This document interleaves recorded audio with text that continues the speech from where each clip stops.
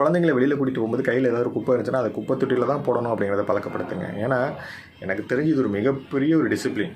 இதுக்கு பின்னாடி இது நம்ம ஊர், நம்ம நாடு, நம்ம இடம், இதை நம்ம தான் சுத்தமாக வச்சுக்கணும் அப்படிங்கிற எண்ணங்களை உருவாக்கும்.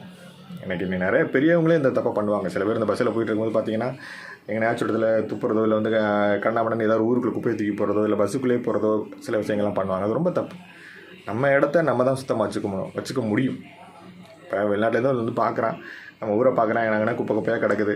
அப்போ என்ன சொல்லுவான்? அந்த அங்கே உள்ளவங்களை மட்டுமா சொல்லுவான்? ஒட்டுமொத்தமாக இந்தியாவே குறை சொல்லுவான், இல்லை தமிழ்நாடையே குறை சொல்லுவோம். அதனால் நம்ம செய்யக்கூடிய ஒரு தவறுகள் எல்லாரையுமே குறை சொல்கிற மாதிரி தான் இருக்கும். நம்மளே கேவலப்படுத்திக்கிற மாதிரியான ஒரு விஷயங்கள் தான். அதனால் இதை எல்லாருமே ஃபாலோ பண்ணுங்கள். குப்பை தொட்டினா குப்பை தொட்டியில் போடுங்க. அதே டயத்தில் நமக்கு அந்த ஒரு துப்புரவு பணியாளர்களுக்கும் ஒரு மரியாதை கொடுக்குற மாதிரி தான். கண்ட இடங்களில் குப்பையை போட்டு அவங்கள நம்ம அலட்சியப்படுத்துகிற மாதிரி தான். அவங்களுக்குன்னு நம்ம ஒரு இடத்துல போட்டுட்டு அவங்க எடுத்துகிட்டு போகிறாங்க.